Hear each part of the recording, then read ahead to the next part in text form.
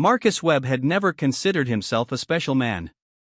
He was born in a small village in Yorkshire, the kind of place where everyone knew everyone else and secrets were impossible to keep. His father had been a factory worker, his mother a school teacher. They lived in a modest house with a small garden, and Marcus grew up believing that hard work and honesty were the only things that mattered in life. He joined the military at 18, not because he had any grand dreams of glory, but because it seemed like the right thing to do. His father had served, and his grandfather before him. It was a family tradition, and Marcus was not the kind of man to break with tradition. He served for 10 years, rising through the ranks slowly but steadily. He was never the most ambitious soldier, but he was reliable. His commanders knew they could count on him, and that meant something in the military. When he was 28, he was offered a position that most soldiers only dreamed of. He was invited to join the Royal Protection Unit, the elite group of officers responsible for guarding the British royal family. Marcus accepted without hesitation. It was an honor, and he treated it as such. For the next 23 years, Marcus dedicated his life to the royal family. He stood outside their doors in the freezing cold. He accompanied them on foreign visits, always watching, always alert. He saw them at their best and at their worst. He witnessed arguments and reconciliations, celebrations and tragedies. He knew things about the royal family that no newspaper reporter could ever dream of discovering. But Marcus was not the kind of man to gossip. He kept everything he saw locked away in his mind, treating the secrets of the royal family with the same respect he would treat his own family's private matters. Over the years, Marcus developed a particular fondness for Queen Camilla. He had been assigned to her detail when she was still the Duchess of Cornwall, long before she became queen. He remembered the early days, when the public still viewed her with suspicion and, sometimes outright hostility. She had been blamed for the breakdown of Prince Charles's marriage to Princess Diana, and many people refused to forgive her for it. But Marcus saw a different side of Camilla. He saw a woman who genuinely loved Charles, who supported him through difficult times, and who tried her best to win over a public that seemed determined to hate her. He remembered one evening in particular, early in his assignment to her detail. It was winter, and the rain was coming down in sheets. Marcus was standing outside a charity event, soaking wet and thoroughly miserable. Most royals would have walked past him without a second glance, but Camilla stopped. She looked at him with genuine concern in her eyes and asked if he was all right. When he assured her that he was fine, just doing his job, she shook her head and insisted that he come inside to warm up. She even brought him a cup of tea herself, much to the horror of her staff. It was a small gesture, but it meant everything to Marcus. From that moment on, he was devoted to her. As the years passed, Marcus watched Camilla transform from a controversial figure into a beloved queen. She worked tirelessly for her charities, particularly those focused on domestic violence and literacy. She visited hospitals and schools, always taking the time to speak with ordinary people and make them feel valued. The public's attitude toward her gradually softened, and, by the time she became queen, many people had come to genuinely respect and admire her. Marcus was proud to be part of her security team, and he believed that she deserved every bit of the happiness she had finally found. But everything changed on that cold November evening. It started as an ordinary day, the kind of day Marcus had experienced thousands of times before. He arrived at Buckingham Palace early in the morning, went through the usual security briefings, and took up his position outside the Queen's private apartments. The King was away on a state visit to Canada, so the palace was quieter than usual. Most of the senior staff had accompanied him, leaving behind only a skeleton crew to look after the Queen. Marcus noticed that Camilla seemed different that day. She was usually cheerful and outgoing, but today she seemed preoccupied, almost nervous. She spent most of the morning in her private study, making phone calls and meeting with advisors. Marcus caught glimpses of her through the open door, and he could tell that something was troubling her. But he knew better than to ask. The royal family valued their privacy, and Marcus had learned long ago that the best protection officers were the ones who saw everything but asked nothing. Around midday, a courier arrived with a package. This was not unusual. The Queen received packages all the time, gifts from foreign dignitaries, documents from government ministers, personal items she had ordered. But something about this package caught Marcus's attention. The courier was not one of the regular palace messengers. He was a young man Marcus had never seen before, and he seemed nervous. He handed over the package quickly and left without waiting for a receipt, which was against protocol. Marcus made a mental note to report this to his supervisor later. The package was delivered to the Queen's study, and Marcus thought nothing more of it. He resumed his patrol, walking the long corridors of the palace and checking in with the other security officers. The afternoon passed uneventfully, and, by early evening, Marcus was looking forward to the end of his shift. He was planning to go home, have a quiet dinner, and maybe watch some television. He had no idea that his life was about to change forever.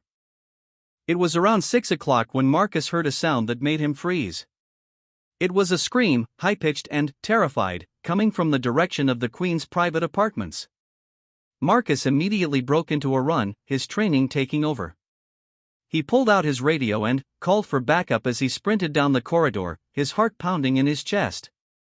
In all his years of service, he had never heard the Queen scream like that. He reached the door to her study and found it slightly open. Without hesitation, he pushed it open and stepped inside, ready to confront whatever threat had caused the Queen such distress. But what he found inside was not what he expected. There was no intruder, no immediate danger. Instead, he found the Queen sitting at her desk, her face pale as a ghost, her hands shaking violently. On the desk in front of her was the package that had arrived earlier, now open. Several documents were scattered across the desk, along with photographs and what looked like medical records. The Queen looked up when Marcus entered, and, for a moment, their eyes met. Marcus saw something in her expression that he had never seen before. It was fear, pure and absolute fear. But there was something else too, something that looked almost like guilt. Before Marcus could say anything, the Queen quickly gathered up the documents and shoved them back into the package.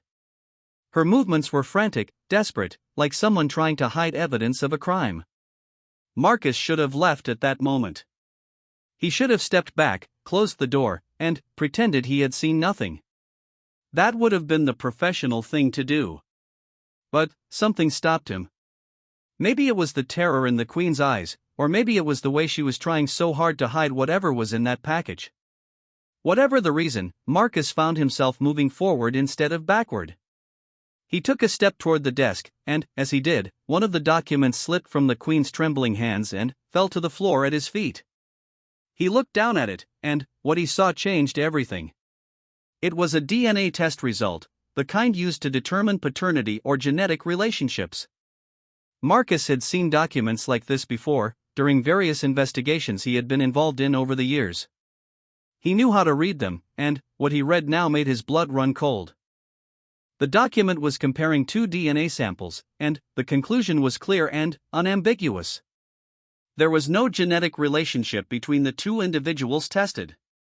One of those individuals was listed as Camilla Rosemary Shand, the Queen's maiden name. The other was listed as Bruce Shand, the man the world believed to be her father. Marcus's mind raced as he tried to understand what he was seeing. If this document was genuine, it meant that the Queen was not biologically related to the man who had raised her as his daughter. It meant that her entire identity, the family history she had claimed, the aristocratic lineage she had married into, was built on a lie. Marcus looked up from the document to find the Queen staring at him.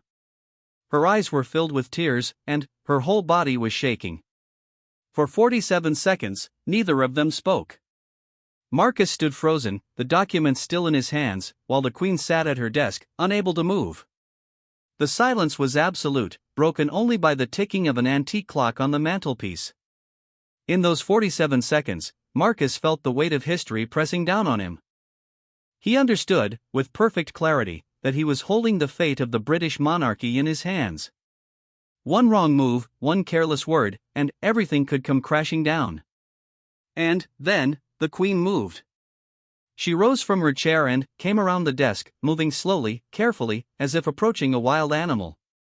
She stopped in front of Marcus and looked up at him with those tear-filled eyes. And then, to his complete astonishment, she lowered herself to her knees. The Queen of England, the woman who sat on one of the oldest thrones in the world, was kneeling before him like a supplicant before a judge. Her voice was barely a whisper when she spoke. She begged him not to tell anyone what he had seen. She pleaded with him to give her the document and forget that this had ever happened. She told him that she would give him anything he wanted, money, property, a title, anything at all. Just please, she begged, please do not destroy her. Marcus stood there, looking down at the woman he had protected for over 2 decades, and felt his heart breaking. He had always admired her, always believed in her. And now he was faced with a choice that no amount of training could have prepared him for. He reached down and gently helped her to her feet. He guided her back to her chair and made sure she was seated comfortably. Then, he picked up the scattered documents and placed them carefully back on the desk. When he finally spoke, his voice was calm and steady, despite the turmoil raging inside him. He told her that he needed to understand what was happening before he could make any decisions. He needed her to tell him the truth, the whole truth, from the beginning. And so, with tears streaming down her face, Queen Camilla began to tell Marcus a story that she had kept hidden for over 70 years. It was a story of love and betrayal, of secrets and lies, of a young girl who discovered that everything she believed about herself was false. It was a story that would take Marcus on a journey through the hidden history of one of the most famous families in the world, revealing truths that had been buried for generations. And, by the time she finished, Marcus would understand why she was so terrified, and why she was willing to do anything to keep the secret from coming to light. The story began in the summer of 1946, just a year after the end of the Second World War. England was still recovering from the devastation of the conflict, and the country was struggling to rebuild itself. In a small village in Sussex, a young woman named Rosalind was preparing for the most important day of her life. She was about to marry Major Bruce Shand, a decorated war hero who had served with distinction in North Africa and France. It was supposed to be a happy occasion, a celebration of love and hope in a world that desperately needed both. But Rosalind carried a secret that would haunt her for the rest of her life. Before meeting Bruce, Rosalind had been involved with another man. His name was Edward, and he was everything that Bruce was not. Where Bruce was steady and reliable, Edward was passionate and unpredictable.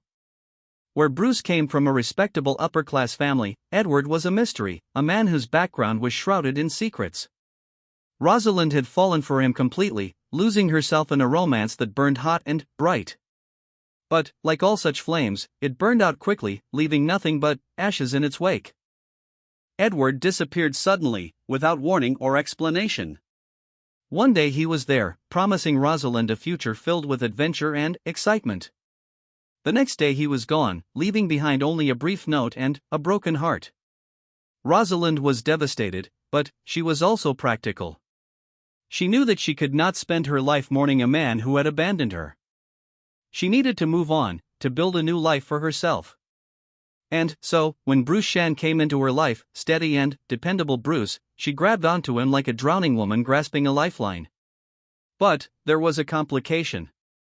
When Edward left, he had left something behind besides a broken heart. Rosalind discovered, to her horror, that she was pregnant with his child. In 1946, this was not just a personal crisis but a social catastrophe. An unmarried pregnant woman faced complete ostracism from polite society. Her family would be disgraced, her future destroyed. Rosalind was desperate, and, in her desperation, she made a decision that would shape the next 70 years of history. She accelerated her relationship with Bruce, encouraging him to propose sooner than he had planned. She accepted his proposal immediately, and they were married within weeks. The wedding was small and quiet, which suited Rosalind perfectly. It meant fewer questions, fewer curious eyes looking for signs of a baby bump. And, when Camilla was born just 7 months after the wedding, Rosalind told everyone that the baby was premature. Bruce believed her without question. He had no reason to doubt his beloved wife, and he embraced baby Camilla as his own flesh and blood. For years, everything seemed perfect. Bruce adored his daughter, spoiling her with love and attention. Camilla grew up believing that she was a Shand, part of an old and respectable English family. She had no idea that the man who tucked her in at night, who taught her to ride horses and read books, was not her biological father. Rosalind kept her secret locked away, never telling a soul. She convinced herself that what she had done was right, that she was protecting her daughter from a truth that would only cause pain. But secrets have a way of coming to light, especially secrets as significant as this one. Years later, long after Rosalind had passed away, the truth began to emerge. It started with a simple ancestry test, the kind that had become popular in the age of the internet. A distant relative, curious about their family history, submitted a DNA sample to one of the commercial testing companies. The results they received were unexpected, suggesting a genetic connection to someone they had never heard of. Curious, they began to investigate, pulling on a thread that would eventually unravel an entire family's history. The trail led, eventually, to the British royal family. The relative, who Marcus never learned the name of, discovered a connection between their family line and the woman who was now Queen of England. At first, they did not understand what they had found. But, as they dug deeper, the picture became clearer. Camilla was not a Shand by blood. She was the daughter of Edward, the mysterious man who had broken Rosalind's heart all those years ago. And Edward, as it turned out, had a history of his own, a history that connected him to some of the most powerful families in Europe. This was the secret that had been delivered to the Queen in that mysterious package. Someone, probably the same relative who had first discovered the truth, had compiled all the evidence and sent it to her. DNA test results, old photographs, letters that had been preserved for decades, everything needed to prove that Camilla was not who she claimed to be. And now Marcus had seen it all, and the Queen was terrified of what he might do with this knowledge.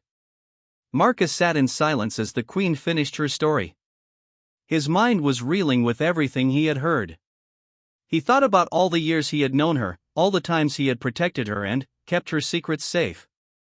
And now he was faced with the biggest secret of all, a secret that could destroy not just the Queen but the entire monarchy. He looked at her, this woman who had been brought so low by circumstances beyond her control, and felt a profound sense of compassion. She had not chosen this deception. She had been an innocent baby, caught up in the desperate schemes of adults. And now, decades later, she was paying the price for sins she had not committed. But Marcus also understood the gravity of the situation. The British monarchy was built on tradition, on lineage, on the idea that the royal family was connected to a long and unbroken chain of history. If it became known that the Queen's identity was based on a lie, the consequences could be catastrophic. The press would have a field day. The public's faith in the monarchy would be shaken. And there would be questions, so many questions, about what else the royal family might be hiding. He needed time to think, time to process everything he had learned. He told the Queen that he would not make any decisions tonight, that he needed to sleep on it and consider all the implications. She nodded, accepting his answer with a mixture of relief and continued anxiety. She knew that her fate was in his hands, and there was nothing she could do but wait. Marcus left the palace that night with his head spinning. He drove home in a daze, barely aware of the traffic around him. When he finally reached his small apartment, he sat down heavily on the sofa and stared at the wall. In all his years of service, he had never faced anything like this.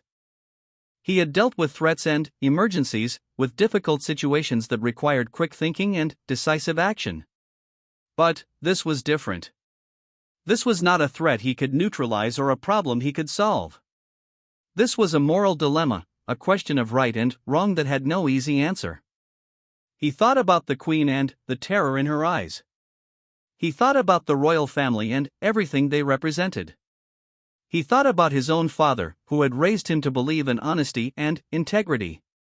And he thought about what his father would say if he knew that his son was considering keeping a secret of this magnitude. He did not sleep that night. He lay in his bed, staring at the ceiling, turning the problem over and over in his mind. And, by the time the sun rose the next morning, he still did not know what to do.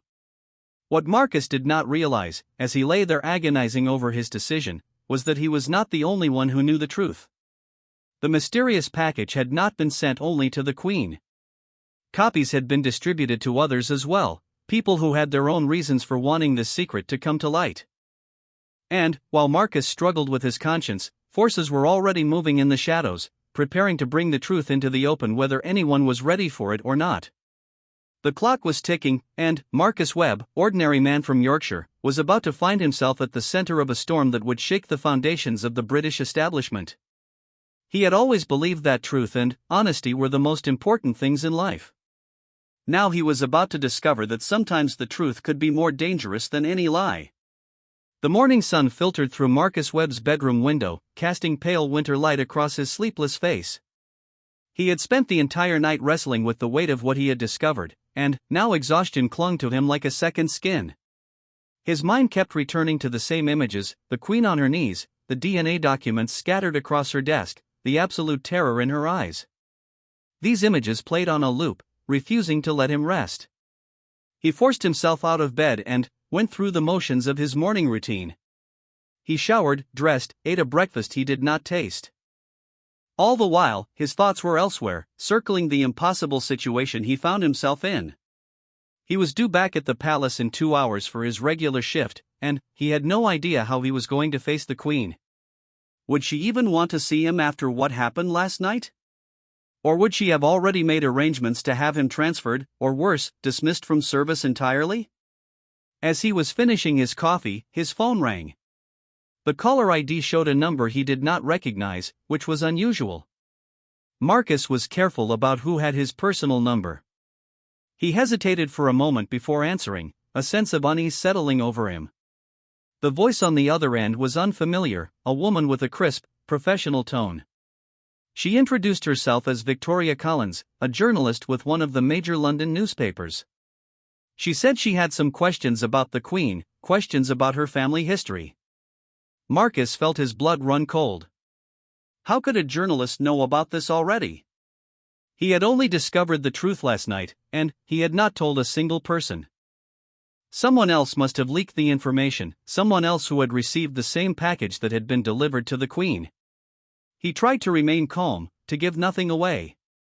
He told the journalist that he had no comment and hung up the phone before she could ask any more questions. But the call had rattled him deeply. If the press was already sniffing around this story, it was only a matter of time before everything came out. Marcus realized that his decision was not just about what was right or wrong anymore. It was about damage control. If this secret was going to be revealed regardless of what he did, then maybe the best thing he could do was help the Queen manage the fallout. Or maybe he should stay as far away from this mess as possible and let events take their natural course. He drove to the palace with a heavy heart, unsure of what awaited him. When he arrived, he was immediately summoned to a meeting with the head of the Royal Protection Unit, a stern-faced man named Colonel Geoffrey Hartley. Marcus had known Hartley for years. He was a fair but demanding boss, the kind of man who expected absolute professionalism from his officers at all times. Marcus followed Hartley to his office, trying to read the older man's expression for any clue about what was coming. Hartley closed the door behind them and gestured for Marcus to sit. For a long moment, neither man spoke. Then, Hartley leaned forward, his eyes fixed on Marcus with an intensity that made the younger man uncomfortable. Hartley told Marcus that he knew something had happened last night. The Queen had requested that Marcus be reassigned to a different detail, effective immediately. She had not given a reason, but Hartley was no fool. He could tell that something significant had occurred, something that had shaken the Queen deeply. Marcus considered his options. He could tell Hartley everything, share the burden of this secret with someone who might know how to handle it properly. But something held him back. He remembered the Queen's desperate pleas, her terror at the thought of this truth becoming public. He had not yet decided what he was going to do, but he knew that he could not betray her confidence to Hartley. Not yet, not until he had figured out his own course of action. So he lied. He told Hartley that there had been a minor security incident, nothing serious, but it had spooked the Queen. He suggested that she probably just needed some time to calm down, and that things would return to normal soon. Hartley looked skeptical, but he did not press further. He told Marcus that he was being temporarily reassigned to administrative duties while the situation was sorted out. Marcus nodded and accepted the reassignment without protest. It was better than being dismissed entirely. Over the next few days, Marcus kept his head down and focused on his paperwork. But he could not stop thinking about the Queen and the secret she was hiding. He began to do some research of his own, trying to learn more about the mysterious Edward who had fathered her all those years ago. The Queen had not told him much about Edward during their brief conversation, only that he had been a lover of her mother's before her marriage. But there had to be more to the story than that. There had to be a reason why this secret was so explosive, why the Queen was so terrified of it coming to light. His research led him down unexpected paths. He started with the basics, looking up historical records from the 1940s, trying to find any trace of a man named Edward who might have been connected to Rosalind Cubitt, the Queen's mother. But Edward was a common name, and, without more information to go on, it was like looking for a needle in a haystack. Marcus was about to give up when he stumbled upon something that made him pause. A footnote in an old military record mentioned a soldier named Edward who had served in the same unit as Bruce Shand during the war. The soldier's full name was not given, but the record noted that he had been discharged under mysterious circumstances in early 1946, just a few months before the Queen was born. This was the first real lead Marcus had found, and he pursued it with renewed energy. He spent hours in the National Archives, poring over dusty records and faded photographs. He tracked down veterans who had served with Bruce Shand, hoping they might remember something about the mysterious Edward. Most of them were dead or too old to remember clearly, but one elderly man, a former corporal named Harold Jenkins, had a story to tell. Jenkins had been friends with Bruce Shand during the war. He remembered Edward well, describing him as a charming but secretive man who seemed to come from money but never talked about his family. Edward had been popular with the other soldiers, always ready with a joke or a helping hand. But there was something mysterious about him, something that made people uncomfortable when they thought about it too hard. Jenkins remembered that there had been rumors about Edward, whispers that he was not who he claimed to be. Some said he was a spy, working undercover to root out traitors in the ranks. Others said he was a criminal, hiding from the law under a false identity. But no one knew the truth for certain, and Edward himself never confirmed or denied any of the rumors. What Jenkins remembered most clearly was the day Edward disappeared. It was sudden and unexpected, just like the Queen had described. One morning, Edward was there, laughing and joking with the other soldiers. By evening, he was gone, vanished without a trace. His belongings were cleared out, his records sealed. It was as if he had never existed at all. The commanding officers refused to answer questions about what had happened to him, and, eventually, the other soldiers stopped asking. Marcus thanked Jenkins for his time and left the nursing home with more questions than answers. Who was Edward really, and why had he disappeared so suddenly? Why were his records sealed, and who had the authority to make a soldier vanish from military history? The more Marcus learned, the more convinced he became that there was something much bigger going on here than a simple case of mistaken paternity. Edward was not just some random lover who had broken Rosalind's heart. He was someone important, someone whose identity had been deliberately hidden from the world. While Marcus was pursuing his investigation, things were heating up in other quarters. The journalist who had called him, Victoria Collins, was not giving up easily. She had been working on a story about the royal family for months, following leads and cultivating sources inside the palace. The mysterious package that had been sent to the Queen had also been sent to her, and she was determined to break the story of the century. Victoria was a formidable woman in her mid-40s, with a reputation for ruthlessness that both intimidated and impressed her colleagues. She had started her career as a local reporter, covering small-town scandals and human interest stories. But she had always dreamed of bigger things, and she had clawed her way up the ranks of Fleet Street through sheer determination and a willingness to do whatever it took to get the story. She had made enemies along the way, people who resented her success or had been burned by her investigations. But she had also made allies, people who respected her talent and shared her passion for uncovering the truth. The package containing the DNA evidence had arrived at her desk anonymously, with no return address and no note explaining its contents. At first, Victoria had been skeptical. She received dozens of tips every week, most of them nonsense or deliberate misinformation planted by people with grudges against the royal family. But something about this package felt different. The documents looked genuine, the evidence meticulously compiled. Someone had gone to a great deal of trouble to put this together, and Victoria was curious to know why. She began her own investigation, following the same trail that Marcus would later pursue.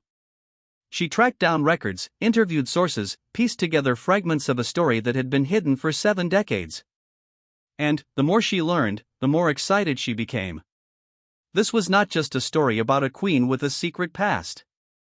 This was a story about one of the most powerful families in Europe, about connections that stretched back generations, about lies and cover-ups that reached to the highest levels of society.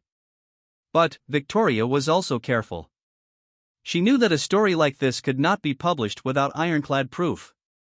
If she got it wrong, if she made claims that could not be substantiated, she would be destroyed.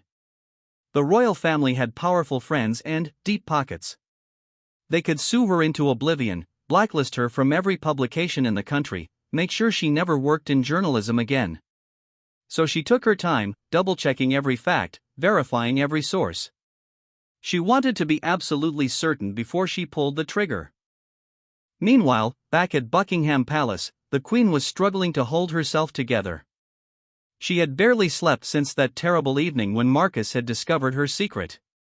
Every time she closed her eyes, she saw his face, the shock and confusion in his expression as he looked at the DNA documents.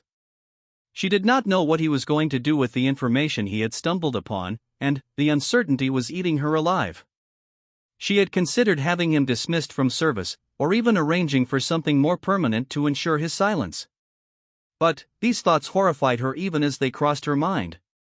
She was not a monster, despite what some people might think.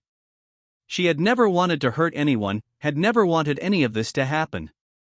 She was just a woman trying to protect herself, trying to hold on to the life she had built over 7 decades of careful effort. Her husband, the king, noticed that something was wrong.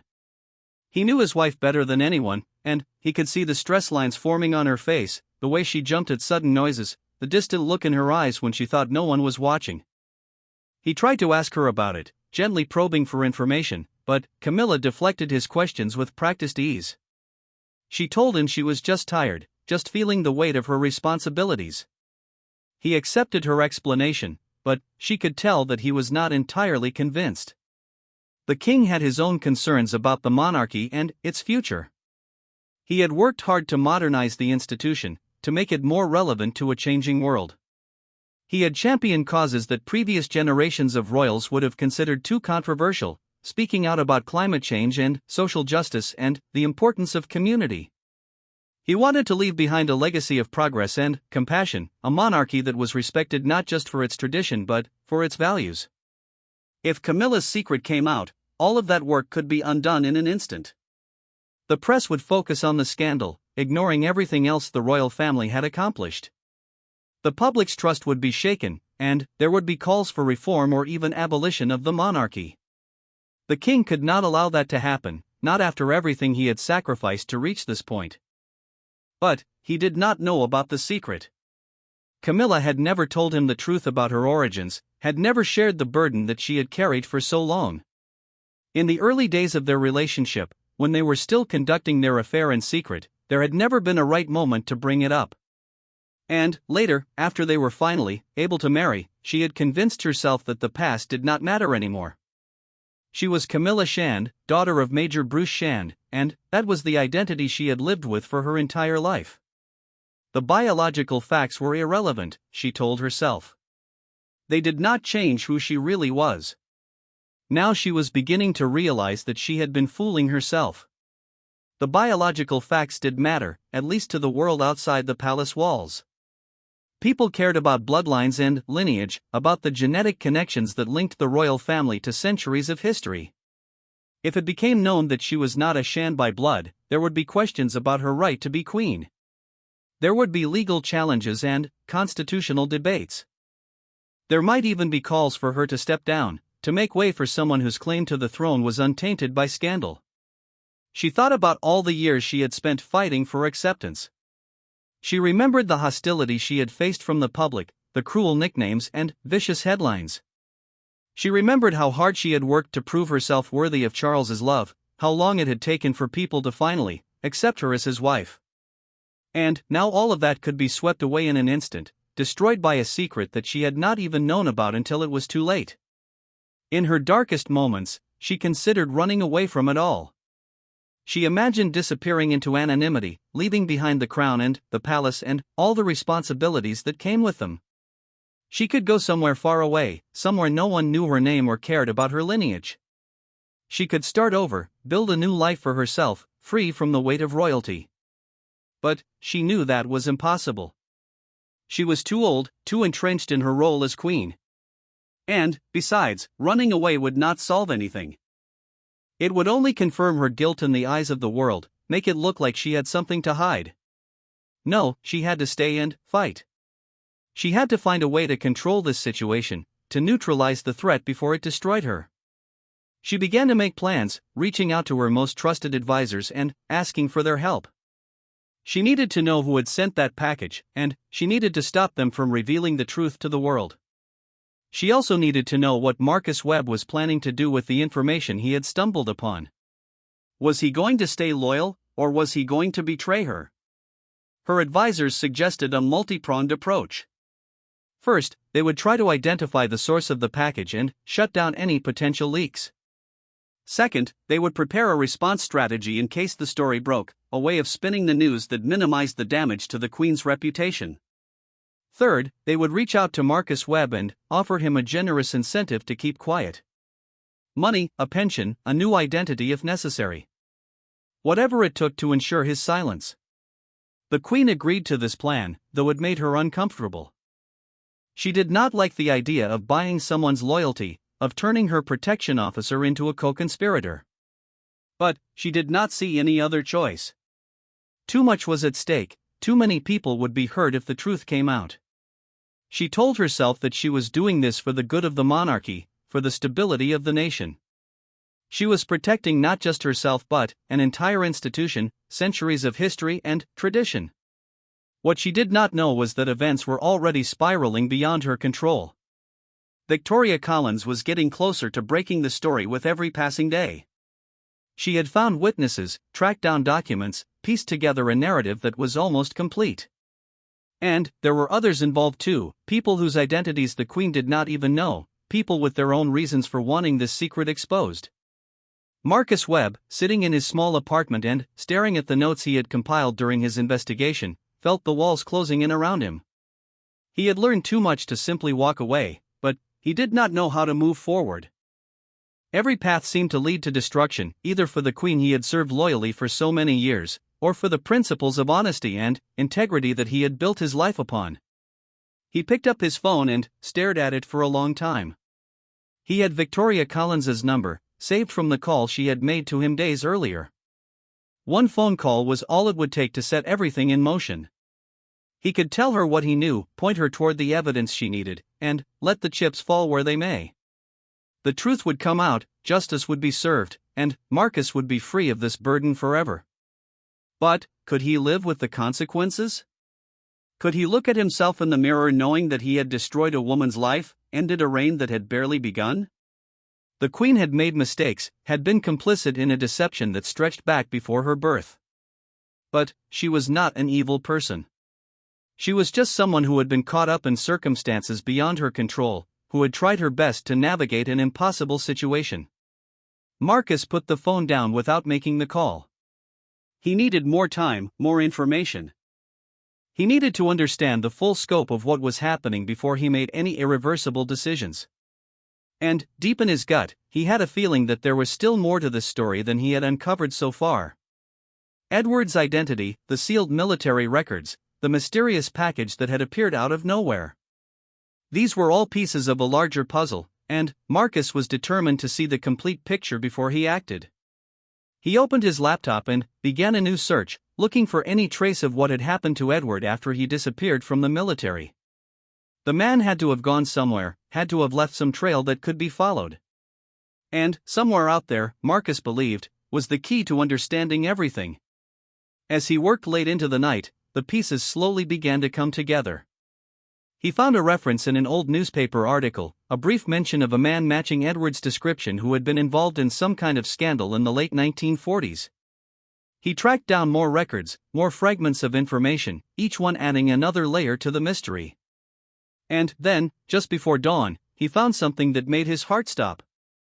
A photograph, old and faded, showing a group of men in formal attire at what looked like a diplomatic reception. Most of the faces were unfamiliar, but one jumped out at him immediately. It was Edward, older than in the military photographs but unmistakably the same man. And, standing next to him, shaking his hand with a broad smile, was someone Marcus recognized immediately. It was a member of one of Europe's most powerful royal families, someone whose bloodline stretched back centuries. Marcus sat back in his chair, his mind reeling with the implications of what he had just discovered. Edward was not just some ordinary soldier who had swept Rosalind off her feet. He was connected to European royalty, possibly even a member of a royal house himself. And, if that was true, then, the Queen's secret was far more significant than anyone had realized. She was not just the illegitimate daughter of an unknown man. She was potentially the descendant of a royal bloodline that no one had ever suspected. The implications for the British monarchy, for European politics, for the entire structure of aristocratic society, were staggering. Marcus knew that he could no longer handle this alone.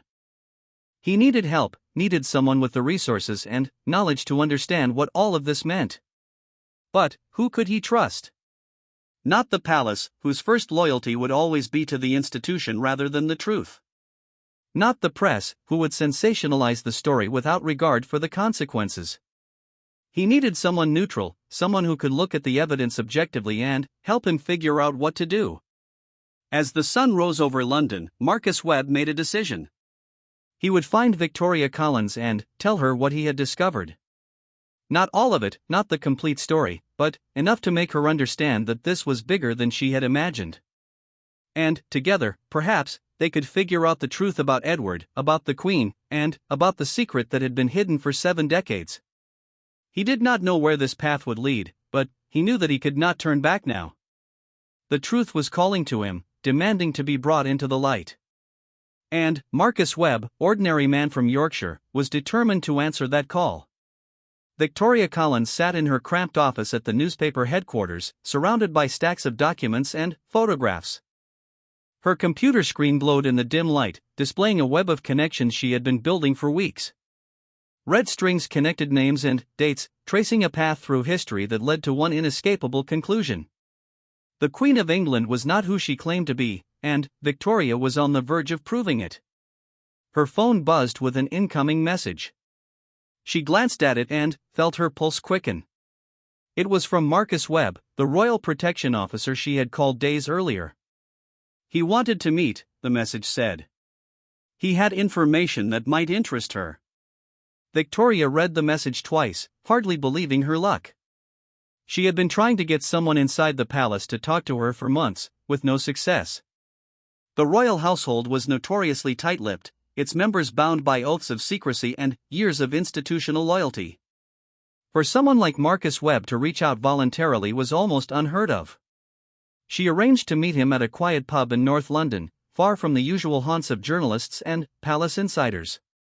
When she arrived, she found him sitting in a corner booth, nursing a pint of bitter and looking like a man who had not slept in days. Victoria slid into the seat across from him and studied his face. She had done her research on Marcus Webb.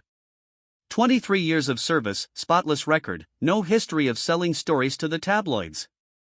Whatever he wanted to tell her, she was confident it was not motivated by greed. Marcus looked at her with tired eyes and began to speak. He told her about the night he had discovered the Queen's secret, about the DNA documents and the photograph of Edward. He told her about his own investigation, the trail he had followed through military records and old newspaper archives. And he told her about the photograph he had found, the one showing Edward shaking hands with a member of European royalty. Victoria listened without interrupting, her mind racing to process everything she was hearing. When Marcus finished, she sat in silence for a long moment, considering the implications. This was even bigger than she had imagined. If Edward was connected to a royal bloodline, then the Queen's true heritage could have significant political consequences. There might be claims to titles, inheritances, even thrones that no one had ever considered before. She asked Marcus why he was coming to her with this information. Why not go directly to the palace and demand answers? Why not stay silent and protect the queen, as he had done for over 2 decades? Marcus shook his head slowly. He explained that he was not interested in destroying the queen or exposing her to ridicule. He was interested in the truth. He believed that people had a right to know who their leaders really were, where they came from and what they stood for.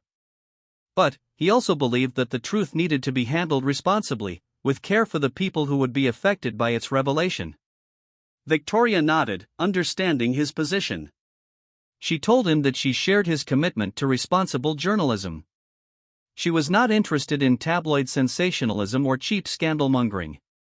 She wanted to tell the full story, with all its nuances and complexities, in a way that informed the public without unnecessarily destroying lives.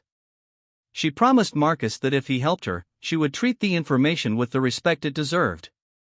They agreed to work together, pooling their resources and knowledge. Marcus would continue his investigation from inside the palace, gathering what information he could without arousing suspicion. Victoria would pursue her own leads, using her journalistic connections to track down sources and verify facts. They would meet regularly to share what they had learned, building toward a complete picture of the truth. Over the following weeks, the investigation intensified. Victoria traveled across Europe, interviewing historians and genealogists, digging through archives in countries far from England. She found traces of Edward everywhere she looked, fragments of a life that had been carefully erased from official records. He had used many names over the years, she discovered, moving between identities like a chameleon changing colors. But the outline of his true self was beginning to emerge. Edward had been born in 1919, the illegitimate son of a minor European royal. His mother had been a lady-in-waiting who had caught the eye of a prince and paid the price for it. The pregnancy was hushed up, the baby spirited away to be raised in obscurity by distant relatives. Edward grew up knowing nothing about his true origins, believing himself to be the son of ordinary middle-class parents. It was only later, during the chaos of the Second World War, that Edward discovered the truth about himself. He had been recruited by British intelligence early in the conflict, his quick mind and natural charm making him an ideal candidate for espionage work. During one of his missions, he had stumbled upon documents that revealed his true parentage. The shock of this discovery had changed him profoundly, awakening ambitions and resentments that had lain dormant his entire life. After the war, Edward had tried to claim his rightful place in the royal family that had abandoned him. He had approached his biological father, who was by then an elderly and powerful figure in European politics. But his father had rejected him, refusing to acknowledge the scandal of his illegitimate son. Edward was threatened, warned to stay silent about his true identity or face severe consequences. Broken and bitter, he had returned to England and tried to rebuild his life. It was during this period that he had met Rosalind Cubitt, the beautiful young woman who would become the Queen's mother. Edward had fallen for her quickly, seeing in her a chance for happiness and redemption. But his past had caught up with him.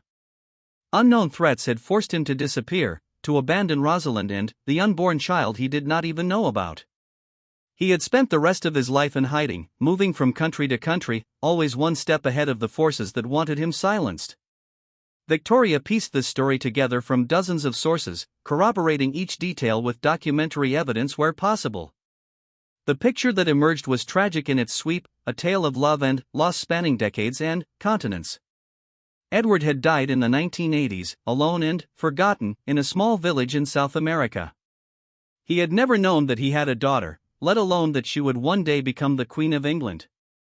Meanwhile, Marcus was making discoveries of his own inside the palace. He had managed to access the Queen's private archives, finding letters and documents that shed new light on her mother's relationship with Edward. Rosalind had kept everything, it seemed, every love letter and photograph, every memento of their brief time together. She had hidden these relics away in a locked box, which had passed to Camilla after her death. The letters were heartbreaking in their intensity. Edward had written to Rosalind almost daily during their courtship, pouring out his feelings in eloquent prose. He had spoken of his dreams for their future, of the life they would build together. He had hinted at secrets in his past without ever fully explaining them, promising to tell her everything when the time was right. And, then, abruptly, the letters had stopped. The final one, dated just days before Edward's disappearance, was short and cryptic, apologizing for what he was about to do and begging Rosalind to forgive him. Marcus photographed these letters carefully, knowing that they were crucial evidence. But he also felt a pang of guilt at what he was doing. These were private communications, never meant to be seen by anyone outside the family. By sharing them with Victoria, he was violating a trust that the Queen's mother had placed in her daughter. He tried to tell himself that the truth was more important than privacy, but the justification rang hollow in his own ears. As the investigation progressed, both Marcus and Victoria began to notice signs that they were being watched. Strange cars appeared on their streets, lingering for hours before driving away. Their phones developed mysterious echoes, as if someone was listening in on their conversations. Their computers showed signs of unauthorized access, with files being opened and read without their knowledge. At first, they tried to dismiss these signs as paranoia. But, as the evidence mounted, they realized that they were under surveillance by someone who did not want the truth to come out. The question was, who was watching them? Was it the palace, trying to protect the Queen from exposure? Was it a foreign intelligence service, concerned about the political implications of the story? Or was it someone else entirely, someone with their own agenda that neither Marcus nor Victoria could fathom? The pressure began to take its toll on both of them. Marcus found himself jumping at shadows, seeing threats in every unfamiliar face. He stopped sleeping properly, lying awake at night and listening for sounds of intrusion. His work at the palace suffered, and his colleagues began to notice that something was wrong with him. Colonel Hartley called him in for another meeting, expressing concern about his performance and suggesting that perhaps he needed some time off. Victoria fared little better. Her editor at the newspaper was growing impatient, demanding to know when she would be ready to publish the story. But Victoria kept stalling, insisting that she needed more time to verify the facts. The truth was that she was afraid. She had been a journalist for over 20 years, and she had never faced anything like this before. The powers arrayed against her were immense, and she was not sure she had the strength to take them on. Everything changed on a cold December evening, just a few weeks before Christmas. Marcus received a phone call from an unknown number, and, when he answered, he heard a voice he did not recognize. The caller spoke with a European accent, his tone calm and measured. He told Marcus that he knew what he was investigating, and that he had information that could help. He said he wanted to meet, but in person, at a location of Marcus's choosing. Marcus was immediately suspicious. This could be a trap, an attempt to lure him into an ambush.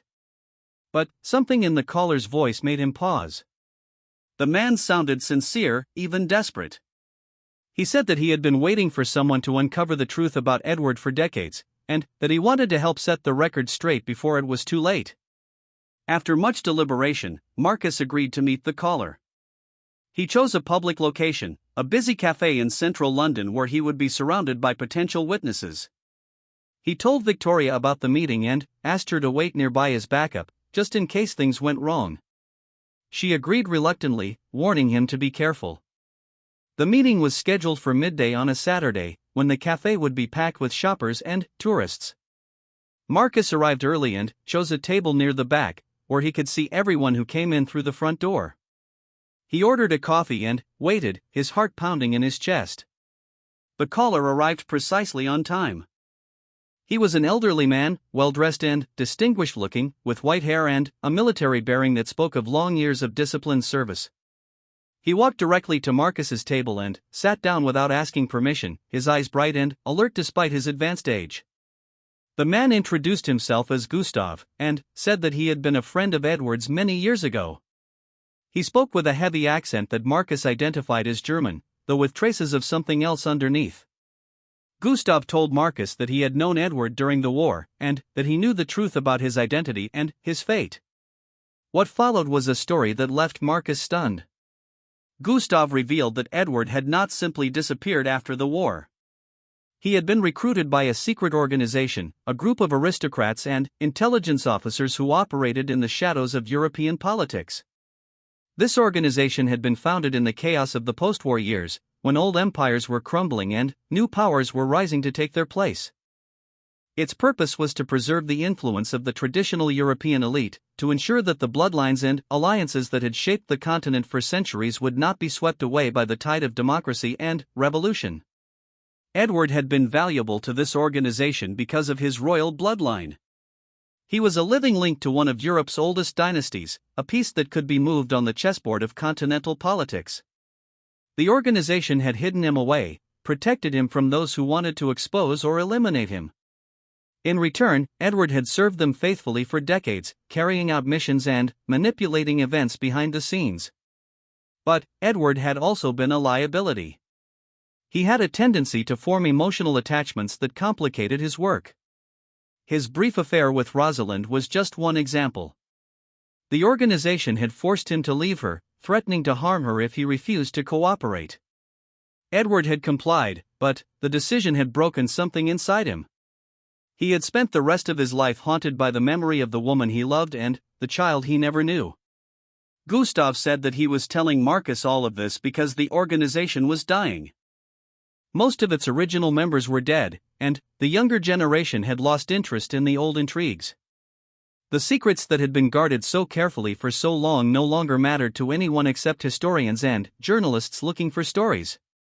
Gustav wanted the truth to be known before he died.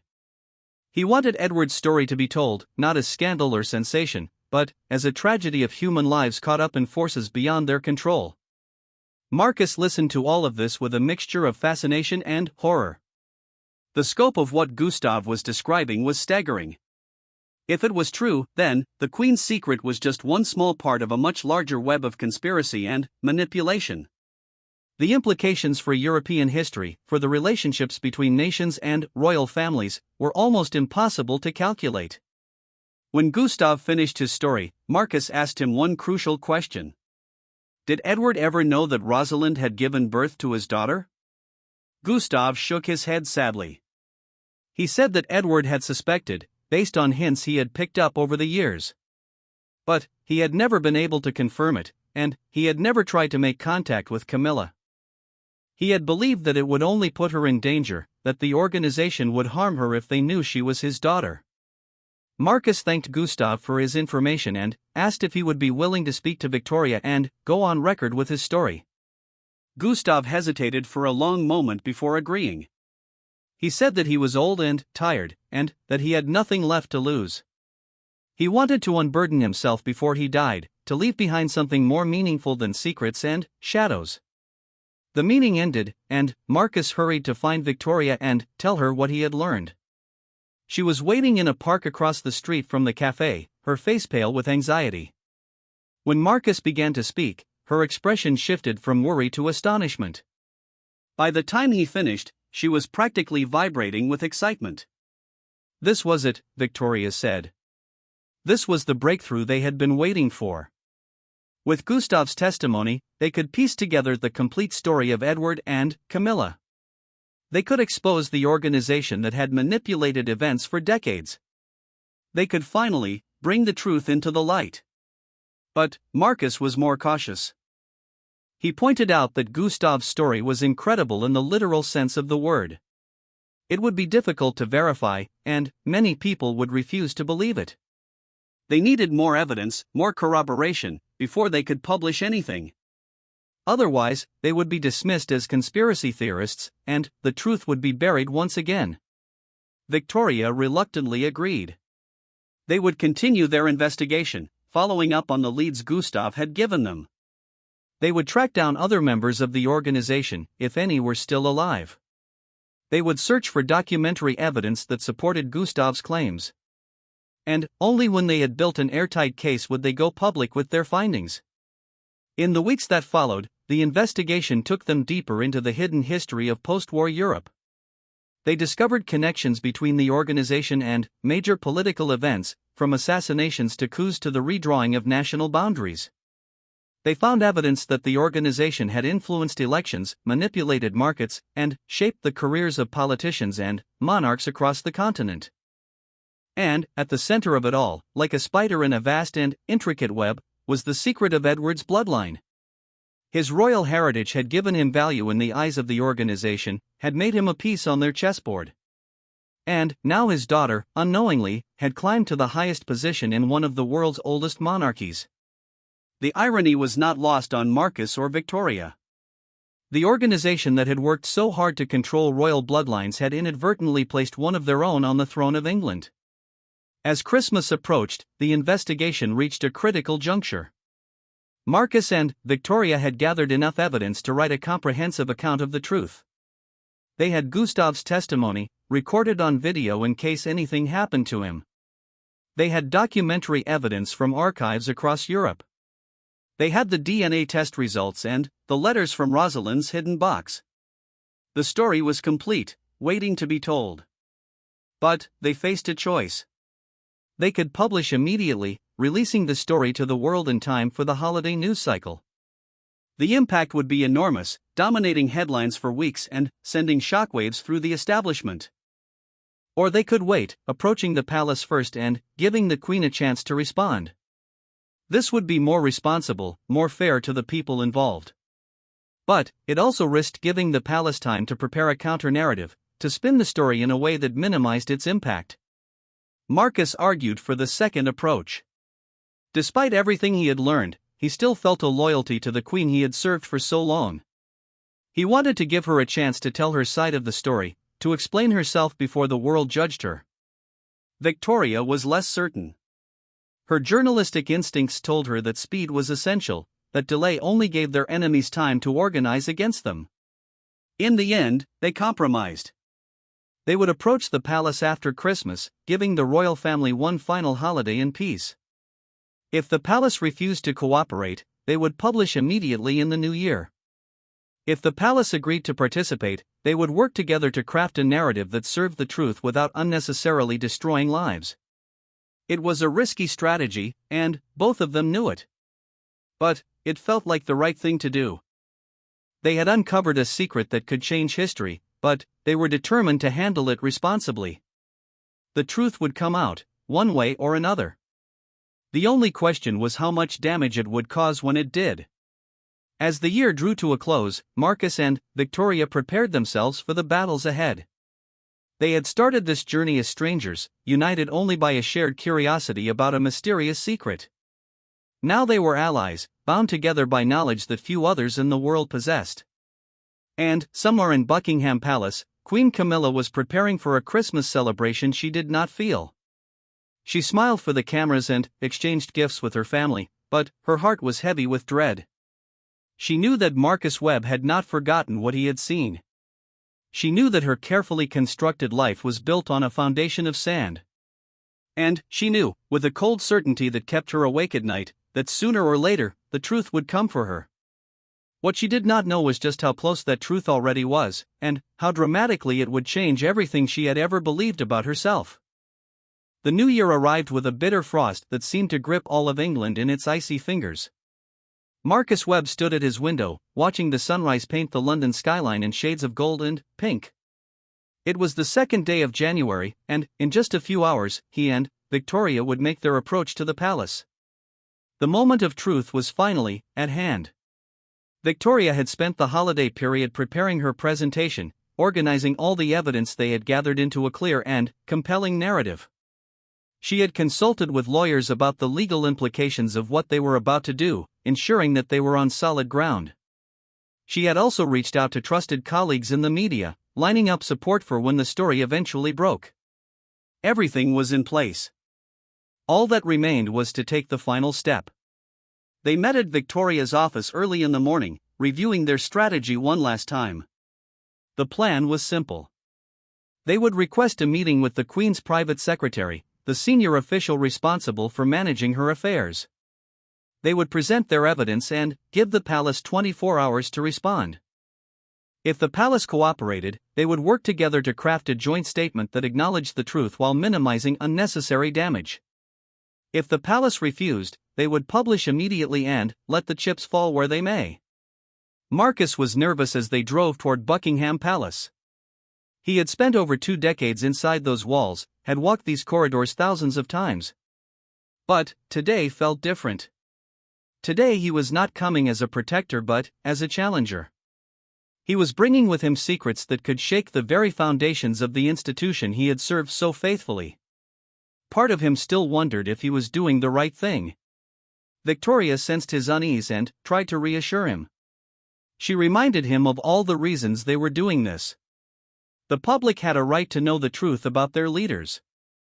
The deception had gone on for too long, causing harm to people who had been manipulated and lied to for decades.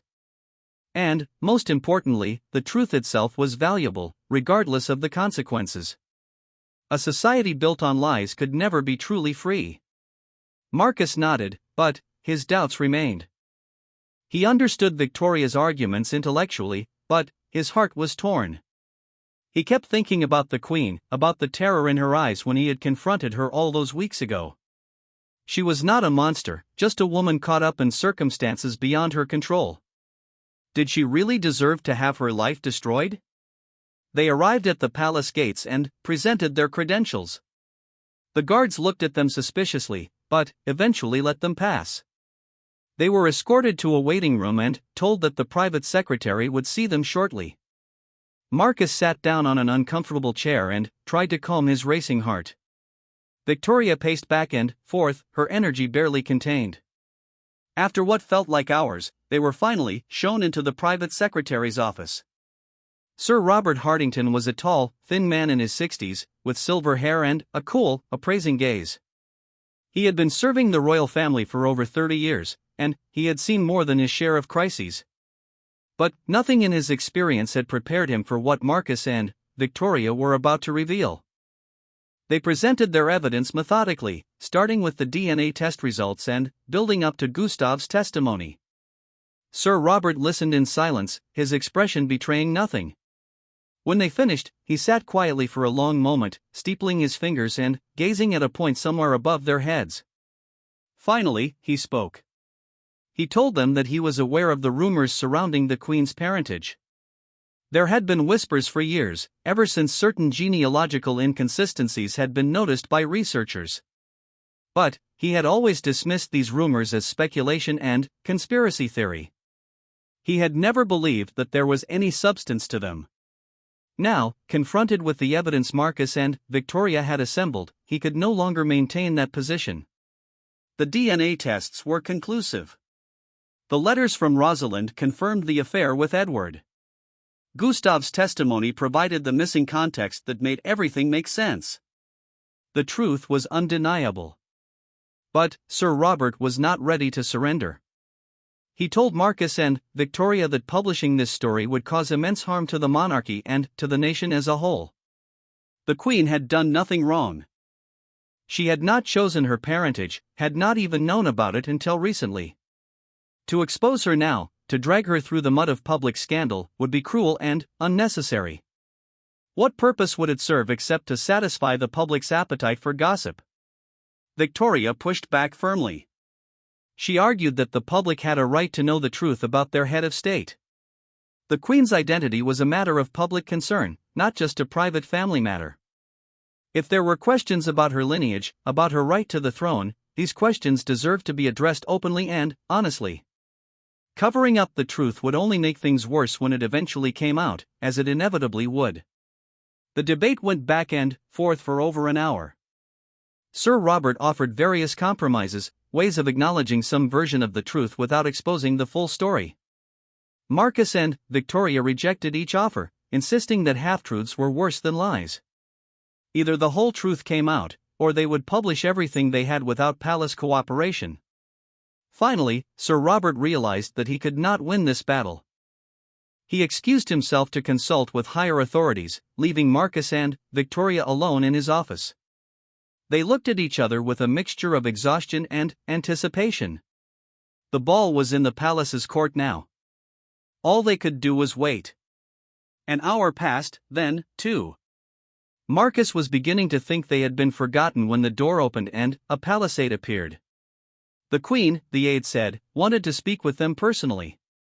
She was waiting in her private study, and she had requested that they come immediately.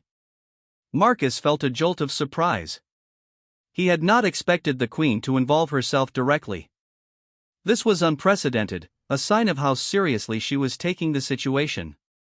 He and Victoria followed the aide through the maze of palace corridors, finally arriving at a door Marcus knew all too well.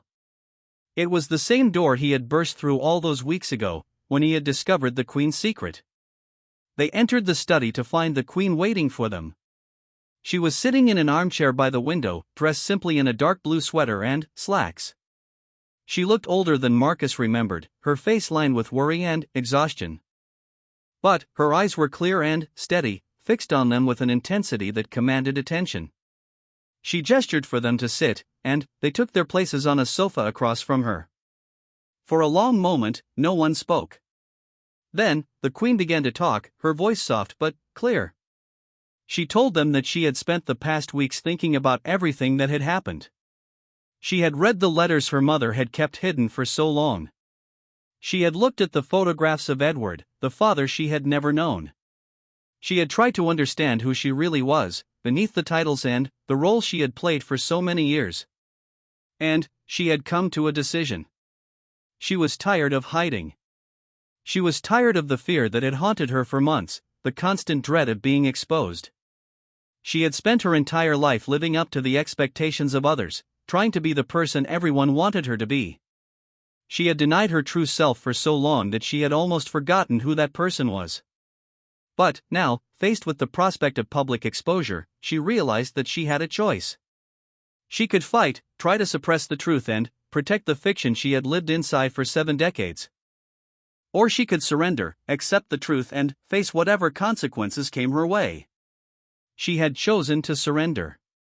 Not because she was weak, but because she was tired of being strong in the wrong way. She wanted to be honest, finally, with herself and with the world. She wanted to tell her own story, in her own words, before others told it for her. She looked at Marcus with an expression that was almost grateful. She thanked him for forcing her to confront this truth. She knew it must have been difficult for him, caught between his loyalty to her and his commitment to honesty. She respected him for following his conscience, even when it led him to places he did not want to go. Then, she turned to Victoria and acknowledged her role in all of this. She admitted that she had been afraid of journalists, had seen them as enemies looking to tear her down. But she understood now that Victoria was not motivated by malice. She was just doing her job, seeking the truth and bringing it to light. That was a noble calling, even when its consequences were painful. The Queen paused, gathering her thoughts. Then, she made them an offer. She would give them an exclusive interview, the first she had ever given on this subject. She would tell them everything she knew about Edward and her mother, about the secret she had carried for so long. She would not hold anything back. In return, she asked for only one thing. She wanted the story to be told with compassion, with an understanding of the human beings at its center. She did not want to be portrayed as a villain or a victim, but simply as a person who had done her best in impossible circumstances. Marcus and Victoria exchanged glances. This was more than they had hoped for. An interview with the Queen herself would give their story unprecedented authority and emotional depth. It would transform their investigation from an expose into something more profound, a meditation on identity and family and the secrets we keep from those we love. They agreed to the Queen's terms. Over the next several hours, they conducted the most extraordinary interview of their lives. The Queen spoke candidly about her childhood, about her relationship with her mother and the man she had believed to be her father. She talked about her marriage to Charles, about the years of public hostility she had endured, about her gradual acceptance by the British people. And she talked about the moment when she had first learned the truth about Edward, the shock and confusion and grief that had overwhelmed her. She also spoke about Gustave's testimony, which Marcus had shared with her before the interview. She was fascinated by the idea that her biological father had been connected to a secret organization of European aristocrats. It explained so much about his sudden disappearance, about the mystery that had surrounded him for so long. She wondered what her life might have been like if he had stayed, if he had been able to raise her and love her as his own daughter. But she did not dwell too long on these hypotheticals. She was a practical woman, the Queen said, and she had learned long ago that it